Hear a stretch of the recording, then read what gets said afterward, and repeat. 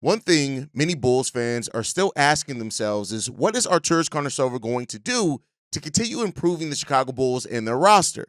One thing's for certain, it's not going to be due to a lack of assets at Artūras' disposal. And I'm going to talk about more on today's episode. We're also going to continue our player grades, this time with Patrick Williams. We're getting into all that and more right after this.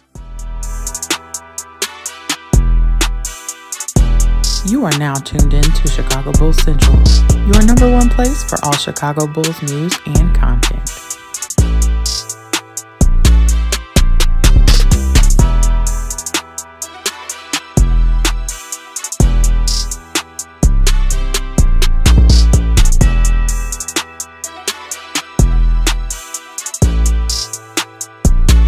What's going on, Bulls fans? Welcome to another episode of Chicago Bulls Central, your number one spot for everything Chicago Bulls related. I'm the host, Derek Hayes, but more importantly, you guys can follow the channel at Bulls Central Pod on every social media platform we happen to be on. With that said, let's go ahead and continue this. Let's go ahead and get to this content for today, y'all. And so I was watching Bulls on Tap yesterday, right? And, in that, I was in the comment section, we, having a conversation back and forth. And we were having a conversation on, like, AK and his lack of aggression, right? And one of the things that stood out to me in that was what AK really does have at his disposal. He probably has more assets at his disposal coming into this season than he's ever had. And as well as maybe any Bulls GM or president has had in quite a while, right? And I'll explain what I mean by that, right? But first, let me just kind of set the stage here, right? When you are running a basketball team or any sports organization, right, you have to be aggressive, right? You have to be proactive, right? You have to know how to kind of read the market and use that market to your benefit, right? And while AK has talked about the summer of 2026, where the Bulls are slated to have almost $160 million in cap space. Now, some of that's going to be eaten into with Josh Giddey's contract, Kobe White's contract, Ayo contract potentially, right? But like, even that, you're still going to probably head into that summer with a lot of key free agents and tremendous cap space, right? That's what it comes down to. And one of the things in outside of just cap space, draft picks, exceptions, right, is another thing that teams have, right? And when you look at over AK's time here, right, just how many exceptions have we let expire? How many trade exceptions? The Bulls, matter of fact, they have a trade exception right now at their disposal, I believe, of $15 million, a trade exception at their disposal that they can use this offseason on top of the cap space that they're already going to have. So that's there for the Chicago Bulls as an option as well, right? But how many of those have we seen expire, right? With the Chicago Bulls, there have probably been about two semi-decent exceptions that the Bulls have just let expire, have not used, right? And heading into this season, this upcoming season, this offseason, the Chicago Bulls have almost $82 million in expiring contracts. Now, I'm not saying all those contracts are players that you're looking to move, but let's just go over it, right? Nikola Vučević, Lonzo Ball, Kevin Huerter, Zach Collins, Kobe White, Ayo, Javon Carter. That's 7 players on a 14-man roster that are on expiring deals, right? And in no way I'm saying that every single one of those players should be traded. I'm not saying that, right? But I am saying if you look at that, that is a huge set of assets that the Chicago Bulls can use if they want to, whether it's, hey, let's send out some of these players. We can be a third team in some of these to use a salary cap filler where we get some assets back. Hell, we've been part of those deals before, but we've been on the end where, we weren't getting the asset back because we weren't sending the expiring. The Bulls have that option now at their disposal, right? They have that. They have the capability of sending out some of those veteran pieces that actually could probably help some teams that have aspirations of being a contender, right, or a championship contender to try to get something back there as well. And I want to be clear here. Any Bulls fan that just heard me say those names, right, and have now taken that as, oh, well, we can't move Vooch, oh, we can't move Kevin Huerter, oh, we can't move Zach Collins because he played so well for us, you're part of the problem. You're literally part of the problem that Artūras Karnišovas has as well. Lonzo Ball is an expiring contract. Yes, we gave him a 2-year extension, but the second year of that is a club option, meaning that is basically an expiring contract that another team could not pick up the option at the end of next season, and that's an expiring contract for them. If you gave most GMs, well, a lot of some of the better GMs in the league, $81 million in expiring assets. Do you know how aggressive they would be about going out, whether you're trying to trade for maybe a star, right? Maybe you're trading for a disgruntled player that the other team is like, okay, they don't want to be here. Cool. We don't want to take long-term salary back, but we do want some draft picks. That's another thing. The Chicago Bulls own all their first-round picks, every single one of them now. And oh, by the way, they also have a second-round pick, some of those not being their own second-round pick, but they have second-round picks in every single draft going as far out as 2032. Meaning what? And matter of fact, the Bulls actually have the Washington Wizards 2026 second-round pick, which, I mean, if the Wizards keep down the path they have been, that could be basically a first-round pick depending on how things shake out. AK has more tools at his disposal right now than he's ever had. And this is when he talks about practicing patience, okay, cool, right? But practicing patience doesn't mean excusing inactivity, right? And keep in mind, I'm not somebody who complains every year that the Bulls don't make a trade. They're like, oh, well, we didn't make a trade this year. Why not? I don't think it's about making a trade every single year, but it is about using your assets and looking forward into the future and wondering, like, I'm sorry, I hate to tell you guys, right? Kevin Huerter, Zach Collins, these guys came in here and played great for the Chicago Bulls. Make no mistake about it. But that doesn't necessarily mean that they're part of the Bulls for future and long-term planning. Now, they could be, right? Kevin Huerter's 26 years old. He definitely could be. Zach Collins, 27 years old. Maybe he is, depending on what we do with the center position, and Nikola Vučević. But you cannot go into the season, and that's Bulls fans as well, and think just because somebody played well in your jersey, it automatically means, oh my God, we can't possibly move on from them. Because that, again, you have to take advantage of the assets. Now, some Bulls fans are going to say, well, Hayes, I don't have faith in AK going out and making the right deals if he were to move on from a Kevin Huerter. So let's keep him on this team. Aha. Listen, I understand that 100% completely, right? I do understand that, and I'm not going to act like I don't understand that because I do, right? But this is the time period where you have your aggression, right? This is the time period where you have the tools that most GMs would love to have. You have a clean cap sheet, right? This is your time to get experimental. The Bulls are slated to have, but in the summer of 22, this summer, $60 million in cap space if they don't move anyone else. Next summer, $169 million in cap space, depending on what they do. The following offseason, $211 million. Basically, right, if the Bulls wanted to play this out and they were looking forward and thinking about things going forward between the way that they structure contracts, which is another important part in this, when you extend Kobe or you extend Io, how do you structure those contracts? Me personally, I would front load those contracts because then at that point, as Modest is becoming eligible for his extension, the veterans that we re-signed are actually accounting for less of the salary cap. But then again, I'm getting ahead of myself. We got to make sure that AK is even going to extend the right players and they're not terrible deals, right? So that's another thing that we got to hope for. But, asking AK to think about contract structure, maybe that's asking too much of him. And you guys know, I'm not somebody who comes out here and I like to just attack people, right? I like to think of things level-headedly, right? But if you're going to try to sell me that every expiring contract that we have is going to be part of our future, then then I hope you're happy with the plan. I hope you're happy with the plan. The whole point of this is to getting better, right? $81 million in expiring contracts, all your first-round picks, all the second-round picks that you can possibly have, basically, right?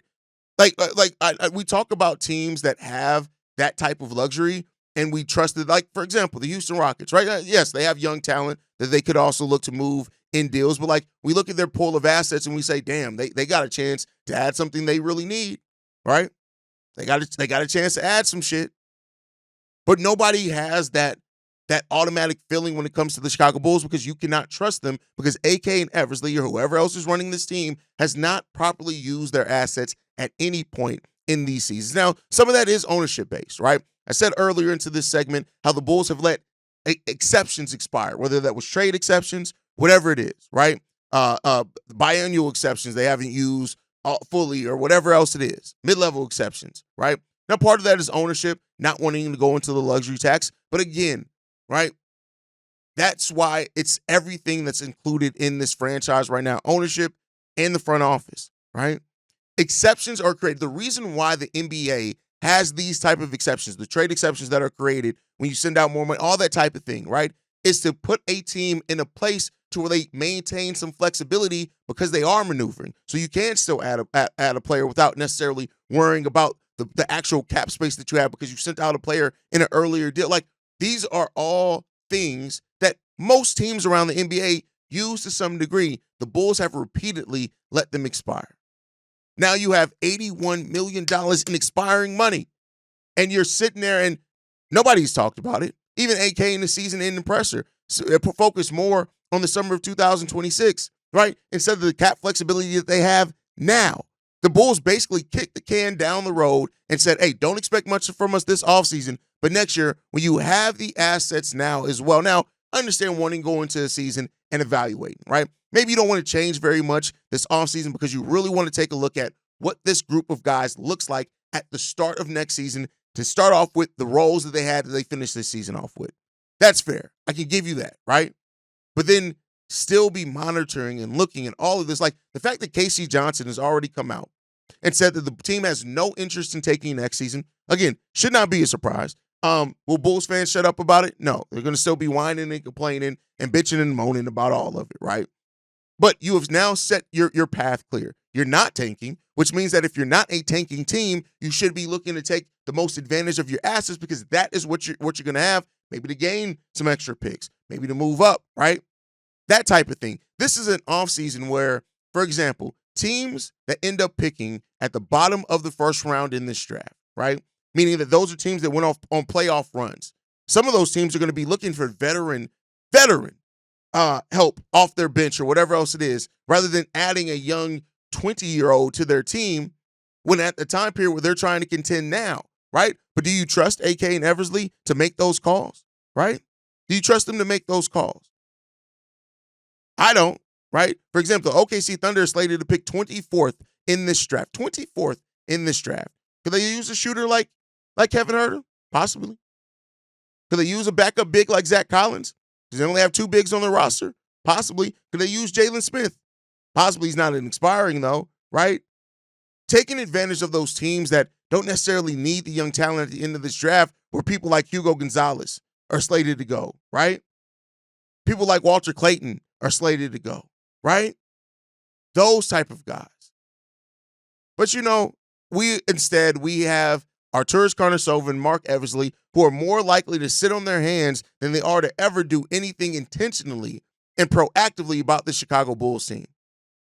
And there, my friends, lies the problem with not having a front office that really looks at being proactive about things. They rather wait till things fall in their lap. And that's why I said before, this is a front office you have to hope that they're lucky because they're not typically going to make the smart moves. And that's where the frustration comes at with like waiting in the practice on patience. Like good front offices earn patience from their fan base, right? Front offices that have, maybe made some really good moves, which I'll give Artūras. He's made some. The Josh Giddey move was a really fucking good move, right? He's made some good moves. But when you have seen constant forward progress, it's like, all right, listen, I know we're maybe not proceeding in the way that some of the fans had hoped, but we're getting there. We promise we're going to get there. We're going to continue. But no, that's not what this team does. Every other team around the league, look at all the teams that have made changes to the front office just since this season, the regular season ended, right? But yet we have a front office that we know no coach changes are coming, except apparently for your player development coach, which you're in a period of development. None of those changes are coming. We have no faith that Reinsdorfs are going to actually move on from AK, or hell, even AK move on from Mark Eversley, right? Who has anybody seen it? Will the real Mark Eversley please stand up? Because I ain't seen him, right? Mark Eversley comes out of his cave once a couple of times each year, goes back in it. We won't see him again. But hey, maybe I'm saying all this and I'm getting the cart before the horse. Maybe AK is already thinking about how to use the expiring money that he has. So maybe we're going to see moves for Vučević. Maybe we're going to see moves where it requires some more picks because, again, we're not tanking. So acquiring more picks, giving yourself more assets, maybe that's the place that you can be in. But then again, that means trading some good players away, which The Bulls, anybody who shows a sign of life, we don't move on from. But this is going to be really important just to see how he maneuvers, because I tell you what, if at the end of this season, those expiring contracts, let's say it is Vooch just expires and walks away. Let's say Zach Collins expires and walk away. Javon Carter expires. I don't care. As long as he's gone, I don't care if Javon Carter expires and walks away, right? And let's not get into the place of what if we lose Kobe White? Or what if we lose Ayo Dosunmu in next year's free agency, and we didn't take advantage of moving them because of the optics, right? And that's why I say this is an important offseason that AK is proactive. I don't want to see Kobe White gone, but if there's any inkling that Kobe White is not going to re-sign a contract here with the Chicago Bulls, you have to move him, period. You have to move him. And that's not no knock on Kobe, but listen, if the Bulls in their discussions with Kobe White get any feeling that, hey, Kobe's going to explore the market and there's a solid chance he may not come back, whether it's because of the firing of Peter Patton, maybe he wants to join a team that's more closer to actually contending. If that happens, Kobe, you got to be open to moving them. You got to be looking for deals for them at the trade deadline. But then again, this is Artūras Karnišovas, so do I think that he's going to do it? We shall see. We shall see. But let's go ahead and continue our player grades, which we've been doing all this week. Probably going to be going for the next couple of weeks, which leads us to almost the beginning of May, which then, around the draft lottery, we'll change gears here and start focusing on our draft content. But today, we're going to grade Patrick Williams. I've been we started off the season, off the offseason with player grades on Kobe White and Josh Giddey, which we're always going to be more positive than negative, right? But Patrick Williams is an interesting case, right? Because when you look at it, he's one of the most consistent Bulls that we have here as far as statistical production. First year in the league, 9.2. Second year in the league, 9. Third year in the league, 10.2. Last year, 10. This season, 9 points per game. So he's hovered around that career average of 9.6. He's always hovered around that. Shooting, career shooter, 45% from the field. Last year was 39%, the lowest of his NBA career. 35% from three, also the lowest of his NBA career. He's a career 39% shooter, but he actually took more, 4.3 threes per game compared to the 3.1 for his career, right? Rebounding numbers, down. Assist numbers, actually up. He averaged 2 assists. The most he's ever averaged is 1.5. Up. Blocks, about the same, 0.5. He's a 0.7 block guy per game. Right under his steal per game, 0.8. That's also his career average. The problem here is that Patrick Williams hasn't excelled at all, right? He hasn't really grown very much at all. Now, I know some people, as far as Patrick Williams apologists, are going to try to make the case, well, Hayes, he's been the fourth option. Okay, yes. But Matas Buzelis came in as the fourth option, and look at Matas Buzelis' statistical output versus Patrick Williams' statistical output as starters, right? That's what we're going to look at like as starters, because on the season, Matas was actually pretty the same, but again, it's because he didn't start most that season, right? That's where it comes down to, and that's where the problem comes in at, right? Is the fact that it wasn't all of a sudden, well, there were some people that were expecting Patrick Williams to all of a sudden turn into some like 18-point per game scorer, which it's never about that. But as a starter, right? As a starter, getting 26 minutes per game, getting the same 10 shots per game that Patrick Williams got. Matas Buzelis averaged 13 points, 1.1 blocks, 2 assists, 4.5 rebounds, right? He did more with about the same. Now, he's not the defender that Patrick Williams is on paper to be, but then again, if you watch those games, Patrick Williams took a huge slide defensively last year. Or this season. Let me focus on this season. At 23 years old, it feels like Patrick Williams has already peaked, and that's a concern after signing a $90 million contract extension. And so now in getting all of that, right, in judging what that is, like Patrick Williams had his moments. He always has his moments. He's had some moments. But the problem is that Patrick Williams seems like he's too comfortable fading into the background, and this is what we've said every single year for Pat. Patrick Williams is the same guy outside of adding some more weight that he was when he came into this league. Now, I do think that part of that's a problem. I think that Patrick Williams tried to change his body to become a more of a power forward, and he's lost some of the athleticism that he had, right? I think he needs to drop some of that weight, get back down to more like what he was when he initially came into this league. But even with all that said, the disappointment that Patrick Williams is palpable. And it just, and keep in mind, I haven't even mentioned being the 4th overall pick in this because it's not about that. It's about what you've shown on the court. How much have you gotten better in that? And that's where grading Patrick Williams can become difficult, but not for me anymore. We're pulling off the Band-Aid. I'm not going to give Patrick Williams an F, right? Because I think much like it's hard for me to give somebody an A, it's hard for me to give somebody a flat-out F. If it's a flat-out F, you would have to be unplayable. And for the most part, Patrick Williams was a perfectly fine bench player. But that's the problem with where Patrick Williams is that he's just a perfectly fine bench player. You can replace Patrick Williams' production with so many players that should be getting paid way less than what P. Will's getting paid. Now, the P. Will thing is an F on the front office for giving him that level of extension, right? Because you saw him in your building every single day. Your player development coach that you fired told you guys that Patrick Williams ain't it. But you fired him. So the front office gets an F on the Patrick Williams and the handling of Patrick Williams. But as the player, it's a D-, the lowest grade that I can possibly give without it being you're completely unplayable on the court. And look, can he still get better? Yes, he can. Will he? I don't have much faith that he will anymore. I don't have much faith in that when it comes to P. Will anymore because, again, P. Will feels like he doesn't give a shit. And when a player feels like they don't give a damn, it's very hard to expect that player to start stepping up in the NBA. But, hey, I really do hope that P. Will proves this grade to be too harsh next season. But therein lies a big part of the problem again. It's always, let's wait till next season with P. Will. And I'm tired of fucking waiting. And the Bulls can't keep waiting on P. Will to turn into something. He can no longer be part of your future plan. If he can make himself and insert himself back to being part of that future plan, great. But as it stands right now, P. Will can't be part of that future plan because he hasn't shown shit.